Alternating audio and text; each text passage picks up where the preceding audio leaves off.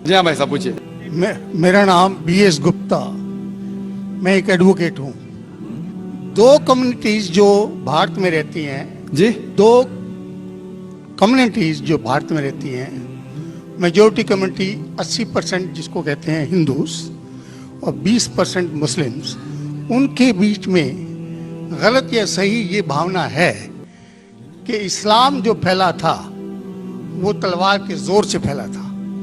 Historical fact है या ये मिथ है कह नहीं सकते, लेकिन क्या ये सच है कि 3000 से 6000 तक हिंदू मंदिरों को गिरा के मस्जिद में बदला गया? क्या ये सच है कि स्पेशली औरंगजेब के वक्त में हजारों लाखों हिंदुओं को ज़बरदस्ती उनके जनेऊ काट के उनको मजबूर किया गया कि वो मुसलमान बने? नंबर 2, जो कि आज के समय के अनुसार एक सवाल मैं पूछ रहा हूँ, हिंदुओं पर हिंदू मैरिज एक्ट लागू है, जिसकी परिभाषा में सिवाय क्रिश्चियंस और मुस्लिम्स को छोड़ के बुद्ध, जैन को, सिखों को सबको शामिल किया गया है।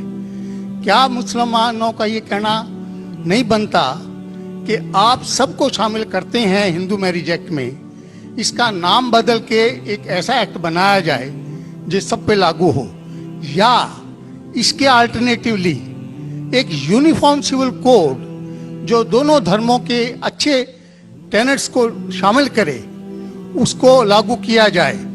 एक चीज मैं ये समझता हूँ कि मुस्लिम लॉ में जो विल है, जिसके अंदर ये लिखा है कि 1/3 से ज्यादा कोई विल नहीं कर सकेगा, इसका मैं इनकॉर्पोरेशन अगर यूनिफॉर्म सिविल कोड बनता है तो मैं चाहूँगा कि वो हिंदुओं पे भी लागू हो। ये नहीं है कि हिंदू मैरिज एक्ट को अगर इंडियन मैरिज एक्ट में बदला जाए तो मुसलमानों पे लागू हो और हिंदुओं पे कोई चीज़ ना आए। मुझे इस्लाम में ये चीज़ बहुत अच्छी लगी। ऐसे ही कोई यूनिफॉर्म सिविल कोड के लिए ये मुस्लिम आगे क्यों नहीं आ रहे, इसकी वजह मुझे बताई जाए। भाई साहब ने 3 सवाल पूछे एक सवाल में। पहला सवाल कि हिस्ट्री से पता चलता है कि इस्लाम तलवार के जोर पे फैला कि नहीं, लेकिन ये मुझसे पूछ रहे क्या ये हकीकत नहीं है कि 3000 से ज़्यादा मंदिरें गिराई गई थी और मस्जिद बनाए गए और बहुत से लोगों का कत्ल किया गया है? ये बिल्कुल गलत है, अफवाह है। ये मैं कह सकता हूँ कि कुछ मंदिरें शायद गिराई गई होंगी, इससे मैंने कहा तो एक भी मंदिर नहीं गिराई गई। हो सकता है कि कुछ मुसलमान अपने आप को जो मुसलमान कहते हैं उनने आके कुछ मंदिरों को गिराया होगा और मस्जिद बनाया होगा, हो सकता है। लेकिन ये कहना कि 3000 से 6000 मंदिर गिराए गए, ये बिल्कुल अफवाह है, बिल्कुल गलत है, बेबुनियाद है, बिल्कुल बेबुनियाद है। कुछ मुसलमान राजाओं ने गलत काम किए होंगे, उससे आप इस्लाम को दोषी नहीं ठहरा सकते। अगर हिटलर ने 60 लाख यहूदी को जिंदा जलाया तो मैं कह सकता हूं कि क्रिश्चियनिटी खराब है? बिल्कुल बेबुनियाद है। वो हिटलर ने किया, बाइबल में तो ही लिखा है कि जलाना चाहिए। इसी तरीके से ये खाली अफवाह है। कुछ मंदिरों को शायद गिराया गया होगा, मैं ये नहीं कहता कि नहीं गिराया गया, लेकिन उसको छोटी चीज को लेके उछाला जाता है मीडिया में और किताबें लिखी जाती है। आप देखो टीपू सुल्तान के खिलाफ आ गए। आज भी आप जाएंगे मैसूर के अंदर, उसके आजू बाजू आप देखेंगे तो टीपू सुल्तान के जो आंगन के अंदर है उसके अंदर मंदिर है। अगर आप ये कहते सच है कि 3000 से 6000 मंदिर को गिराया गया था तो आप कैसे जिंदा बचे? आप कह रहे थे कि हजारों लोगों को कत्ल किया गया, आप कैसे जिंदा बचे? आप जिंदा बचे ये शहादत दे रहा है कि मुसलमान तलवार के जोर पे नहीं फैला। अगर ये सच होता था, आपने कहा हजारों लोग का कत्ल किया, कुछ लोग का शायद कत्ल किया गया। देखो हर मजहब में there are black ships in every community. कुछ लोग हर मजहब में खराब निकलते हैं, वो मजहब की गलती नहीं, वो मजहब के मानने वाले की। क्रिश्चियन में आपको कुछ खराब लोग मिलेंगे, मुसलमान में मिलेंगे, हिंदू में मिलेंगे।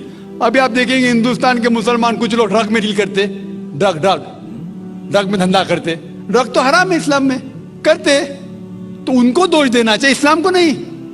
इसी तरीके से आप जो कह रहे हजारों लोगों का कत्ल किया, ये बिल्कुल बेबुनियाद चीज है। कुछ लोग का शायद किया होगा, और ये ही सबूत है। मैंने तकरीर में कहा کہ 80% سے زیادہ غیر مسلم ہندوستان میں ہیں، یہ شہادت دے رہے ہیں کہ اسلام تلوار کے زور پہ نہیں پھیلا۔ آپ لوگ کو کیوں چھوڑا ان لوگ نے؟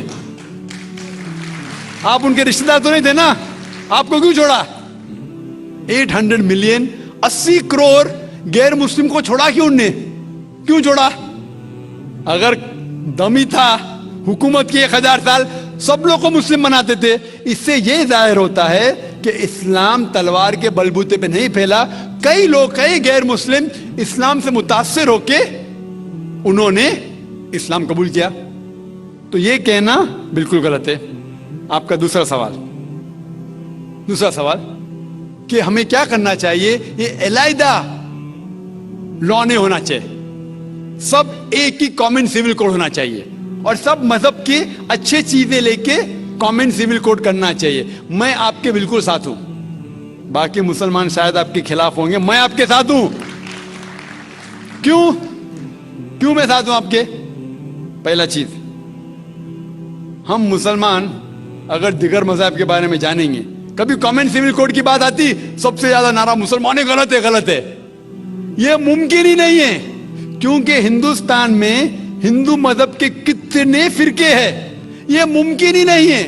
مسلمان تو صرف 20% یا 80% یا 75% جو ہندو لوگ ہیں، اس میں ہی ممکن نہیں ہے۔ یہ کامن سول کوڈ ہندو لوگ ہی اس کو فالو نہیں کر سکتے۔ ہندو مذہب میں کتنے مختلف گروہ ہیں، ایک کہتا ہے کہ بیٹی کو جانا چاہیے، ایک کہتا ہے بیٹے کو جانا جائیداد، ایک کہتا ہے کہ جتنی کھیتی ہے وہ نہیں جا سکتی بیٹی کو، دوسرا گروہ کہتا ہے، کتنے مختلف گروہ ہیں، ہزاروں۔ یہ ممکن ہی نہیں ہے پاس ہونا، ممکن ہی نہیں۔ میں کہتا ہوں یہ افسوس کی بات ہے کہ ہم مسلمان جانتے ہی نہیں، ہم کو آواز کرنے کی ضرورت ہی نہیں ہے۔ یہ خالی ہمیں چھیڑ رہے ہیں، کیا کر رہے؟ چھیڑ رہے ہیں اور ہم اکسا جاتے۔ Point number 1۔ پوائنٹ نمبر 2، مان لو آپ لوگ قبول کرتے ہیں کہ کامن سول کوڈ ہونا چاہیے۔ آپ نے کیا کہا کہ سارے دھرموں کے اچھی بات کو لینا چاہیے، بالکل صحیح۔ میرا پہلا سوال، آپ اسلام میں ایک چیز بتاؤ جو انسانیت کے خلاف ہے تو ہم نکال دیں گے اس کو۔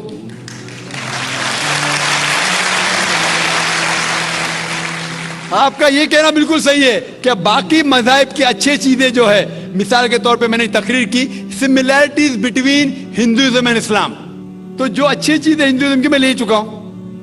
سملیرٹیز بٹوین کرسچینٹی اینڈ اسلام، جو اچھی چیزیں عیسائیت میں لے چکا ہوں میں یہ پوچھنا چاہتا آپ سے، ایک چیز جو اسلام میں خرابی ہے وہ تو بتاؤ مجھے، تو اس کو نکالیں گے نا۔ لیکن منچ کے اوپر جب ڈیبیٹ ہوئے گا انشاءاللہ میں آؤں گا انشاءاللہ۔ ہاں، منچ پہ جب ڈیبیٹ ہوئے گا کہ ہم کیا کریں گے، ہر مذہب کی اچھی چیز ہوں گے، تو میں یہ چاہتا ہوں کہ اسلام کی طرف سے اس منچ پہ، اس سٹیج پہ انشاءاللہ میں آؤں گا۔ یہ چیلنج ہے، کوئی بھی شخص ہندوستان میں ہو، منسٹر ہون دو، کوئی بھی سوامی ہون دو، کوئی بھی شنکراچاریہ ہون دو، انشاءاللہ میں طالب علم ہوں اسلام اور دیگر مذاہب کا۔